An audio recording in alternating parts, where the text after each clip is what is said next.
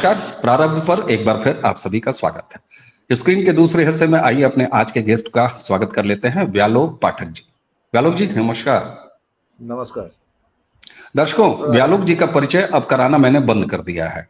उसकी वजह यह है कि व्यालोक जी जिस अंदाज से बात करते हैं और प्रारब्ध के इस मंच पर लगातार बात करते हैं, तो मुझे नहीं लगता कि प्रारब्ध के अपने दर्शकों के लिए व्यालोक पाठक जी का कोई परिचय कराना अब जरूरी रह गया है। जी व्यालोक जी नमस्कार। सबसे पहले प्रारब्ध के सभी दर्शकों को शुभकामनाएं, नमस्कार, अभिनंदन। जी व्यालोक जी, जी 4 साल काम करूंगा, 1 साल राजनीति। हालांकि ये जो 2024 की तरफ जो कारवां बढ़ रहा है, कैलेंडर का, समय का, साल का, तो उसमें शुरुआत में ये लगा कि विपक्षी खेमा जो है वो थोड़ा पहले अपनी गाड़ी लेके निकल गया, है ना। लेकिन पिछले दिनों भोपाल में प्रधानमंत्री गए, सबसे पहले उन्होंने काम किया। काम क्या किया? 5 ट्रेनों को उन्होंने झंडी दिखाई और ये सब करने के बाद वो गए अपने भारतीय जनता पार्टी के कार्यकर्ताओं के बीच। और मेरा बूथ सबसे मजबूत कार्यक्रम में जब उन्होंने बोलना शुरू किया तो उन्होंने उस बात को चरितार्थ कर दिया कि ये आखिरी साल है, अब तो राजनीति करना शुरू करूंगा। कुछ भी बख्शा नहीं। और संभवतः इन 9 साल में पहली बार नरेंद्र मोदी ने इस तरीके से संज्ञाओं का नाम ले लेकर लगभग, जिसको कहते हैं ना कि लुआठा लेके दौड़ा लिया, लखेद लिया, चहेट लिया, इस अंदाज में उन्होंने, मुझे लगता है कि 2024 के कैंपेन की शुरुआत की। क्या आपको भी ऐसा लगता है? देखिए, 2024 के कैंपेन की शुरुआत तो उन्होंने कर दी और उसका टोन भी सेट कर दिया। यहां तक तो मैं पूरी तरह सहमत। पहला हिस्सा जो है कि 4 साल काम करूंगा और 1 साल राजनीति, उससे मैं थोड़ा असहमत इसलिए हूं कि हमारे यहाँ जो राजनीति शब्द है, कोट अनकोट, वह थोड़ा सा निगेटिव टर्म में लिया जाता है। प्रधानमंत्री राजनेता हैं तो जाहिर तौर पर राजनीति ही करेंगे। फुटबॉल खिलाड़ी तो वो है नहीं, ना ही क्रिकेट खेलते हैं, ना चेस खेलते हैं, न वो बागवानी करते हैं, गमलों में गोभी उगाकर वह करोड़पति भी नहीं बने हैं। तो राजनीति वह करेंगे ही, और राजनेता हैं तो राजनीति करेंगे ही, लेकिन जो वो निगेटिव टर्म्स में जिसको देखा जाए वह बात ठीक नहीं है। उनके भाषण में ऐसा कुछ भी नहीं था जो नकारात्मक हो। और यह भी एक बात है कि 9 साल में तो सिर्फ नरेंद्र मोदी ने नहीं, मुझे लगता है कि 75 वर्षों में भारतीय राजनीति के इतिहास में पहली बार जो एक फोड़ा था उसको पिन लगाकर भारत के प्रधानमंत्री ने फोड़ दिया। वरना याद कीजिए तो लाल किले से इस देश का प्रधानमंत्री मोहम्मद के जन्मदिन पर राष्ट्रीय अवकाश घोषित कर सकता था, किंतु मुसलमानों की जो समस्याएं हैं या मुसलमानों के यहाँ जो प्रॉब्लम्स हैं, जो उनकी सामाजिक मजहबी चीजें हैं, उस पर कहीं कोई चर्चा नहीं होती थी। और जब देश के बड़े बड़े ताकतवर लोग नहीं करते थे तो सामान्य लोग कहाँ से करेंगे। इसीलिए आपने देखा होगा कि एक पूरी परंपरा थी कि मुसलमानों का इशू आया नहीं, मुसलमानों का मुद्दा आया नहीं कि चुप रहो, अपमान हो जाएगा, गुनाह अजीम हो जाएगा, ब्लास्फेमी हो जाएगी। और उसी चीज को अब सिखों ने लिया है बेअदबी के नाम से। बेअदबी शब्द भी दूसरा ही है, वरना जो सनातन की शाखाएं हैं और जो सनातन धर्म है उसमें ऐसा कोई कॉन्सेप्ट ही नहीं है कि बेअदबी होगी या ब्लास्फेमी होगी या इस तरह की बातें। लेकिन लगातार ये एक जानी हुई बात है कि मुसलमानों को इस देश ने आज़ादी के पहले भी और आज़ादी के बाद भी एक ऐसे एक्सक्लूसिव समुदाय के तौर पर रखा, एक ऐसी एक्सक्लूसिव एंटिटी के तौर पर रखा जिसको पूरी समग्रता से राष्ट्रवादियों ने समाहित करने की कोशिश की, मुसलमानों में भी जो राष्ट्रवादी थे, लेकिन आप देखिए कि एक्सक्लूजन इतना जबरदस्त है कि आरिफ मोहम्मद खान बेचारे मुसलमान ही नहीं रहे, सही बात, अबुल कलाम आजाद मुसलमान ही नहीं रहे, उनकी आइडेंटिटी ही खत्म कर दी गई, बोहरा मुसलमान ही नहीं रहे, अहमदिया मुसलमान ही नहीं रहे, 85% पसमानदा मुसलमान ही नहीं है। तो मुसलमान कौन है? मुसलमान हैं असगर वजाहत, मुसलमान हैं राणा अयूब, मुसलमान हैं आपकी आरफा खानम, मुसलमान है साइमा, जो लोग अशराफिया क्लास, जो अशराफ है वही मुसलमान बचा। और उसने क्या सीखा? उसने सीखा सैयद अहमद हमारे सबसे बड़े आइकॉन, जिन्होंने इस देश में मुस्लिम सांप्रदायिकता की नींव डाली। और खैर मैं मुस्लिम सांप्रदायिकता कहता हूं तो वो शायद एलिटरेशन होता है, वो पुनरुक्ति होती है, क्योंकि सांप्रदायिक तो वो हैं ही। सैयद अहमद ने जो बात सिखाई, जो चीजें लाए, वही धारा तो आपको देखिए धीरे धीरे होते होते इकबाल तक, जिन्ना तक होते होते और वह दुराष्ट्र थियरी में परिणत होती है। और आज जब आरफा और साइमा जैसी so called intellectuals, so called बुद्धिजीवी यह वकालत कर रही हैं कि बकरीद घरों में मननी चाहिए, और मोहसिन नाम के उस व्यक्ति को मुंबई की सोसाइटी में अपने फ्लैट में 2 बकरे बकरियां ले जाने से मना किया गया, तो यह मुसलमानों के अधिकार पर हमला है। तो प्रधान सेवक ने कुछ गलत नहीं कहा है, लेकिन इस पूरे समुदाय को घेटो बनाकर रखा गया है, इस पूरे समुदाय को आज तक वोट बैंक बनाया गया, और जो इनका भला कर सकता है उस आवाज को कुचलने की कोशिश की गई। और ठीक बात, बिल्कुल बिल्कुल। और जब आपने ये लिस्ट पूरी गिनानी शुरू की ना कि कौन मुसलमान नहीं है, और बहुत सारे नाम आपने काट दिए, उसमें से बहुत सारे वर्ग को काट दिया, पसमानदाओं को काट दिया आपने, तो वही मुझे ये ध्यान आता है, और आपका भी ध्यान मैं उधर ले जाना चाहूंगा।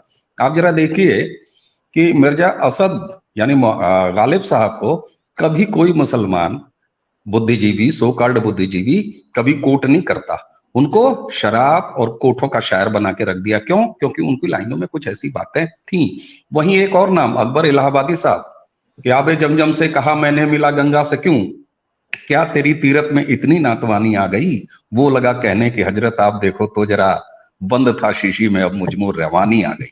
तो अकबर इलाहाबादी को भी कोई मुस्लिम तथा कथित बुद्धिजीवी कभी कोट नहीं करता। तो ये मामला सिर्फ राजनीतिक लिस्ट तक ही नहीं है, बल्कि ये साहित्य और सो कॉल्ड जो रचनात्मक संसार है वहां भी जाता है, एक खास सोच। और जिसको कि अरफा खानम शेरवानी जो है वो जब ये कह देती हैं कि हमें स्ट्रेटेजी बदलनी है जी, और सार्वजनिक मंच पे कहती हैं, वो आज भी चीजें घूम रही हैं। अच्छा, इस चीज को तो आपने एड्रेस कर लिया, बहुत अच्छे तरीके से किया। जो प्रधानमंत्री जी ने मुस्लिम, चाहे वो 3 तलाक का मुद्दा हो, चाहे यूसीसी का मुद्दा हो, उन सारी चीजों का एक उन्होंने पूरा खाका खींचा, और उससे कहीं जाकर ये भी पता लगा कि 2024 में उनकी गाड़ी में कौन कौन से सामान लदेंगे।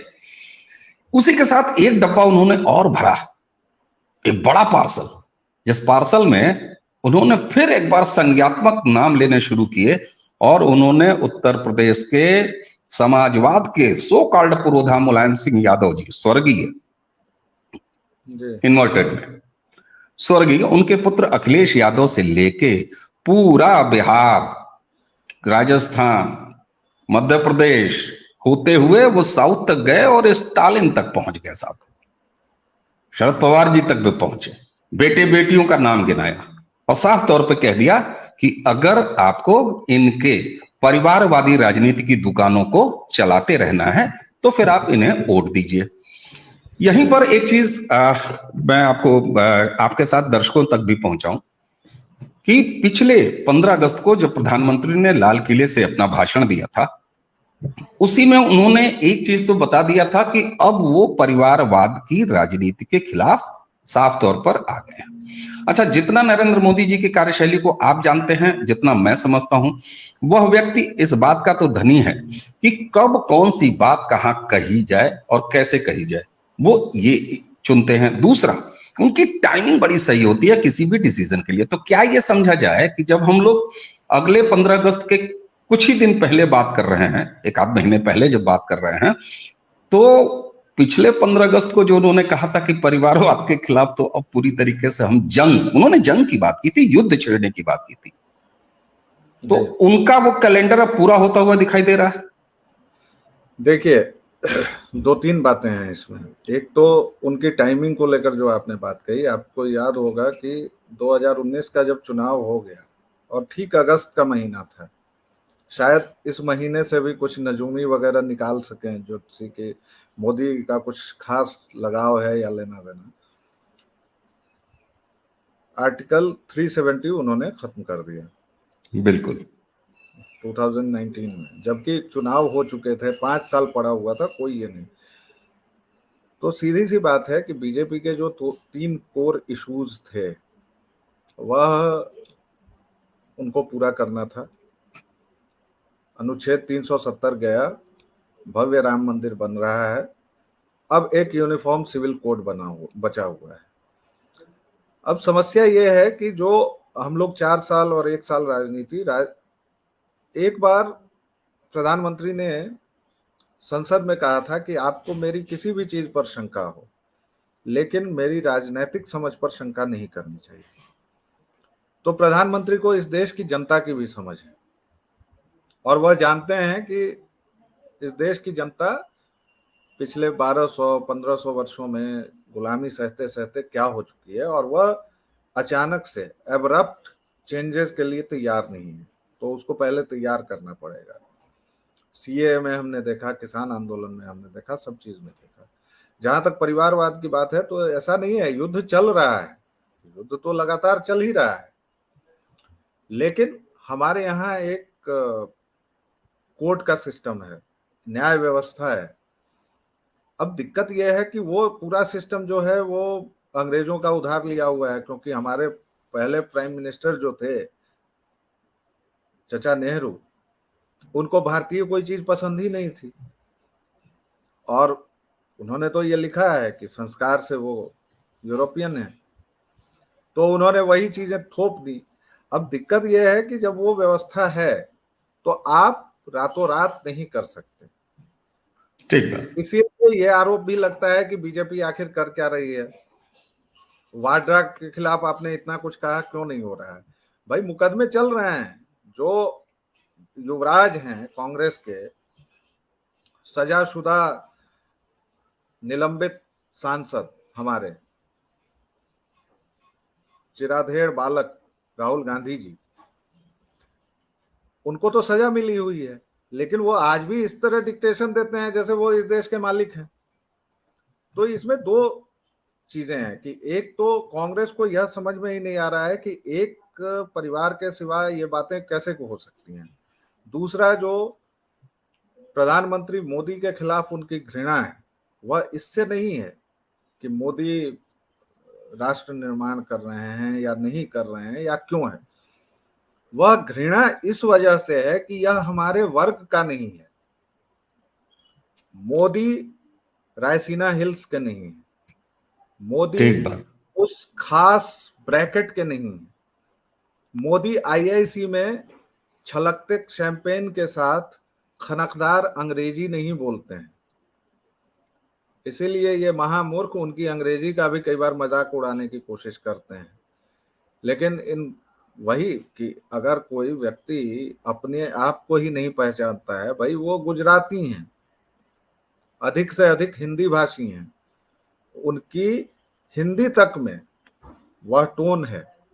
बिल्कुल एक बिहारी में होता है, एक यूपी वाले में होता है, एक पंजाबी में होता है, हर एक की मूल भाषा का उस पर एक असर होता है।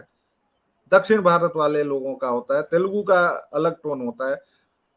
खैर, तो वह चूंकि लुटियंस जोन के नहीं हैं, जिसको प्रधानमंत्री ने वो भी कहा है, एक खास नाम भी दिया है, खान मार्केट गैंग, वह उस गैंग के पुरोधा नहीं है। वह मणिशंकर अय्यर की तरह नहीं है, उनके पास डिफेंस की फलाने की चुराई हुई या जबरदस्ती ली हुई डिग्रीज नहीं है। ये सबसे बड़ी समस्या है इन लोगों की। तो परिवारवाद के खिलाफ जंग ऐसा नहीं है कि अचानक से मोदी ने शुरू किया, नहीं। आप देखिए कि वह 2014 में आए हैं और मुझे लगता है कि वाड्रा को जो असंवैधानिक अति महत्वपूर्ण शक्तियां प्राप्त थी वो उससे छीन ली गई हैं। उसी तरह अभी भी आप बिहार में जाइए तो तेजस्वी कम से कम 1 दर्जन मुकदमे झेल रहे हैं और वो मुकदमे चल रहे हैं। अब प्रधानमंत्री ये निर्देश नहीं दे सकते हैं ना कि ये मेरे विरोधी हैं तो 3 दिन में इसका फैसला।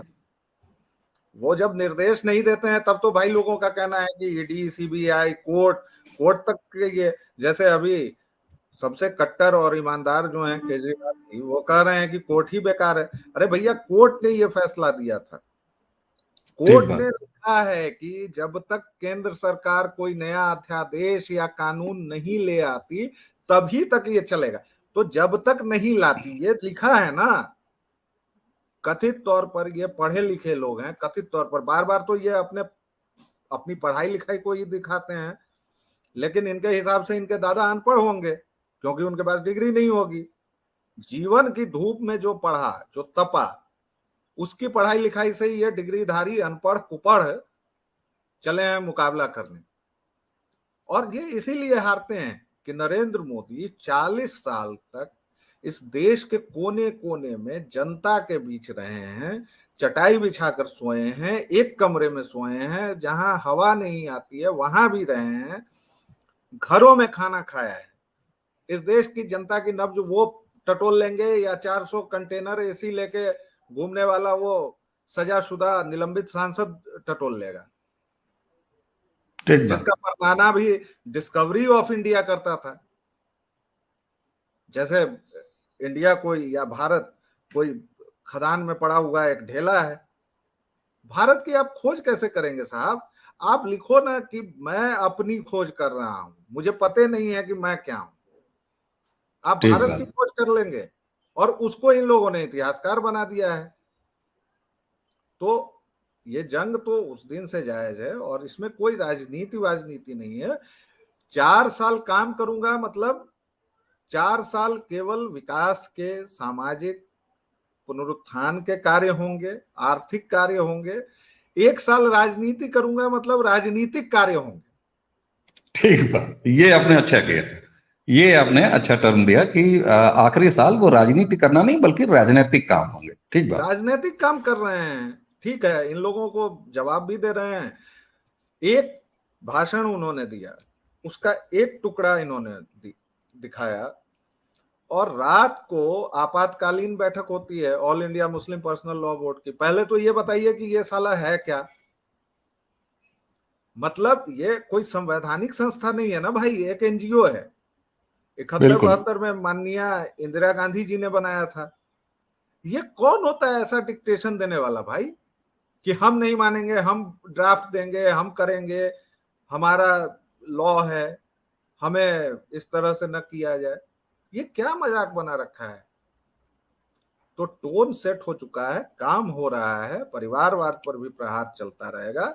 अभी बहुत मजा आने वाला है। राजनीति को इतना मजेदार बनाने के लिए तो मैं डेली सुबह उठता हूं और प्रधान सेवक का शुक्रिया अदा करता हूं। बिल्कुल, और ये आपने जो कहा ना कि राजनीति को इतना मजेदार और इतना इंटरेस्टिंग बनाने के लिए निश्चित रूप से नरेंद्र मोदी जी को धन्यवाद जाता है। और शायद यही वजह है कि एक राजनीतिक चेतना, सक्रियता, एक वोटर के तौर पर, एक नागरिक के तौर पर हर उम्र के लोगों को जो उपलब्ध हुआ है पिछले 9-1 सालों में, वो भी अपने आप में गजब है। अच्छा, आपने कहा कि चूंकि राजनीति और मनोरंजन तो होता है ना कि कोई भी चीज कितनी भी गंभीर से गंभीर बात हो, अगर वो किसी मनोरंजन की चाशनी में लपेट के दे दी जाए तो वो गले से उतरती बहुत आराम से है, यानी कि दिमाग में पहुंचती बड़े आराम से है। तो मनोरंजन एक कभी पटना में भी हुआ है, जिसका कि अगला मनोरंजन जो है वो शिमला में होना है। तो ये पटना में जितने एक मनोरंजन का जो कार्यक्रम हुआ, उसमें एक चीज का मैं जिक्र करूं, क्योंकि इसको अब हम कंक्लूड भी करेंगे। तो जब प्रेस ब्रीफिंग चल रही थी, तो उसमें नीतीश जी के बगल में मल्लिकार्जुन खड़गे और उसके बाद इस देश के राष्ट्र बालक, हालांकि मैं माफी चाहूंगा अपने दर्शकों से, कई बार अपने वीडियो में मैं जब सोनाम धन्य जी को राष्ट्र बालक कह देता हूं, तो लोग इसका बुरा मान जाते हैं, कहते हैं ये सम्मानित शब्द है, आप ऐसे व्यक्ति को राष्ट्र बालक कम से कम न कहें। तो माफी के साथ इसको व्यंग ही लें। राष्ट्र बालक से वो मनुहार करते हुए नजर आए, मुझे एकदम मिथिला का वो मनुहार याद आ गया। साहब है, बोलिए ना, अरे राहुल जी कुछ बोलिए, हाँ हाँ आप भी कुछ बोलिए ना, और नहीं बोल के दिया राहुल गांधी ने। तो सर ये बताइए कि ये पटना से जो गाड़ी निकली है शिमला तक हल्लू हल्लू जाएगी, कैसे जाएगी? अभी तो वहां सोलन के बाद जो है पहाड़ी भी है, उस पहाड़ी पर भी चढ़ेगी, है ना? कई नहीं लोग दिल्ली वाले सरक रहे हैं, हट रहे हैं, और बंगाल वाली गाड़ी कब वहां पहुंचेगी? तो ये जो मनोरंजन का दूसरा एपिसोड है, पहले एपिसोड से कुछ हासिल हुआ क्या कि दूसरे एपिसोड को देखने का इंतजार किया जाए? नहीं, अब चूंकि हम कंक्लूजन की ओर बढ़ रहे हैं, तो थोड़ी पॉइंट वाइज मैं बातें रखूंगा। पहला कि वह गाड़ी पटना में ऑलरेडी डिरेल हो चुकी है, जिसका नमूना आपने देखा कि सबसे कट्टर और दिल्ली के एकमात्र प्रधानमंत्री, मैं दिल्ली के प्रधानमंत्री कह रहा हूं, इस पर ध्यान दीजिएगा, दिल्ली के एकमात्र प्रधानमंत्री केजरीवाल जी बीच से ही कट लिए। उन्होंने जो सार्वजनिक प्रेस कॉन्फ्रेंस थी इन लोगों की मिली जुली, उसमें हिस्सा भी नहीं लिया। दूसरी बात कि उस मनोरंजन में आज उस गुब्बारे में पिन चुभोने अमित शाह पहुंच चुके हैं, और उन्होंने जेडीयू का जो स्ट्रॉन्ग होल्ड है, नीतीश के जो बहुत खास हैं ललन सिंह, और वह शायद प्रदेश अध्यक्ष भी हैं जेडीयू के, उनको उनके गढ़ में जाके वो सभा कर रहे हैं लखीसराय में। तो अभी तो वहां से और सारी खबरें आएंगी, लेकिन जेडीयू ने उनसे 12 सवाल पूछे हैं, जिसमें बिहार को स्पेशल दर्जा भी है, और इस पर अच्छा। प्रधानमंत्री से लेके और तमाम मंत्री इतनी बार जवाब दे चुके हैं कि वो मुझे पलायित बिहारी को भी याद हो चुका है, लेकिन मेरे राज्य के मुख्यमंत्री को याद नहीं है। तो खैर, और बाय द वे उन्होंने 17 साल इसी बीजेपी, कम्युनल बीजेपी के साथ राज्य में शासन भी किया है। तो वह तो राजनीति है।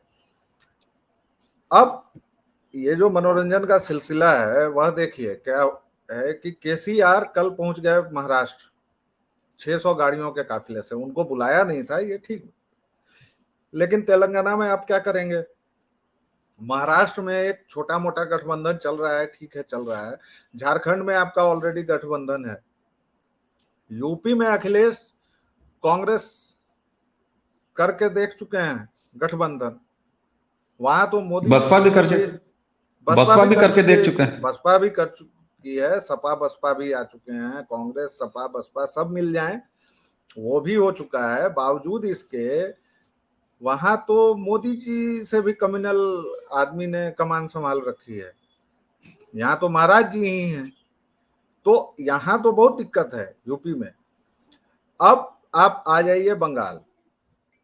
बंगाल में मैं वाम मोर्चे का नाम नहीं लूंगा, क्योंकि वाम मोर्चा अब कहीं भी नाम लेने लायक नहीं बचा है।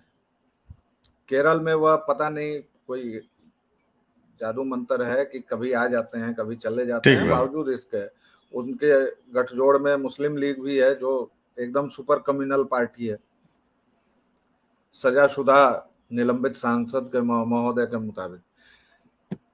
ये मैंने 5-6 राज्यों का बताया। अब आप जरा देखिए कि कर्नाटक का हाल। कर्नाटक में जनता ने 1 महीने के अंदर जो इनके क्रांतिकारी फैसले हैं वो देख लिए हैं। इन्होंने कन्वर्जन लॉ को रद्द करने की मुहिम शुरू कर दी है। पूरे राज्य में बवाल जहां तहां होने लगे हैं, पाकिस्तान के नारे लग रहे हैं, फलाना लग रहा है। तो जनता को एक तो वैसे भी अपनी भूल समझ में आ गई, दूसरे ये लोग आदतन झूठे हैं। जितने भी वादे ये करते हैं, चाहे कांग्रेस हो चाहे केजरीवाल हो, ये लोग जो सो कॉल्ड रेवड़ी बांटते हैं वो भी नहीं बांटते हैं। ठीक बात है। कर्नाटक में ही किसानों को कुछ नहीं मिला, कर्नाटक में कुछ नहीं मिला, यही हाल है। आप पंजाब चले जाइए वहां कुछ नहीं मिला, दिल्ली में परसों इन्होंने बिजली की दरें बढ़ा दी हैं और उसके लिए हमेशा की तरह केंद्र को जिम्मेदार ठहरा दिया है। तो जनता को ऐसा नहीं है कि समझ में नहीं आता है। हिमाचल में 15 दिन से सैलरी नहीं मिल रही है और उसके लिए केंद्र सरकार दोषी है कि आप पैसा नहीं दे रहे हैं। भाई रेवड़ी हटाइए आप। बेसिक एक लाइन और कहना चाहूंगा कि ये जो 30 दल लोग जमा हुए हैं, पिछले 9 वर्षों में देश का खजाना भरा है, देश की हालत ठीक हुई है। तो अब इन सभी भ्रष्टाचारियों की, इन सभी लुटेरों की नजर इस देश के खजाने पर है, कैसे वो मौका मिले और कैसे उसको खसोटा जाए, लूटा जाए और उसके बाद तरह तरह से इस देश को बर्बाद किया जाए, क्योंकि इनका और कोई एजेंडा है नहीं। बिल्कुल बिल्कुल। तो बस इतनी सी बात है। लेकिन जनता है, जनता ने जैसे आदि पुरुष के निर्माता निर्देशक को जवाब दिया, वह इन लोगों को भी जवाब देगी। और भारतीय जनता में आस्था रखिए, वह पूरी तरह बिल्कुल भारतीय मतदाता में आस्था रखनी ही चाहिए। भारतीय मतदाता की उंगलियों में भी आस्था रखनी ही चाहिए, भरोसा भी रखना है, क्योंकि ईवीएम उसी से दबती है। 2014 में दबी, 2019 में दबी, बीच में कई राज्यसभा राज्यों के चुनाव में भी दबी। लेकिन साहब जो ट्रेन मनोरंजन वाली पटना से शुरू हुई है, छूटी है और छूट के वो हिमाचल शिमला पहुंचेगी, तो हम लोग भी बीच बीच में जो है प्लेटफॉर्म टिकट लेके कम से कम गुजरने वाले प्लेटफॉर्म पे तो खड़े होकर देख ही सकते हैं। तो दर्शकों, मुझे लगता है कि 2024 का एक जो मूड सेट किया है नरेंद्र मोदी ने भोपाल से, उस पर आज का हमारा विमर्श। और इसके आगे अब वो तो जाने जाते हैं, प्रखर व्यक्तित्व हैं, खूब बोलते हैं, अब लगातार बोलेंगे। अब उनके राजनीति के काम करने का साल आया है। तो जैसे जैसे ये राजनीति बढ़ती जाएगी 2024 की तरफ, वैसे वैसे हम भी अपनी चर्चाओं में आगे बढ़ते जाएंगे व्यालोक जी के साथ। व्यालोक जी, आज की चर्चा में आप हमारे साथ शामिल हुए, आपको बहुत बहुत धन्यवाद। और इसी के साथ अपने दर्शकों को करते हैं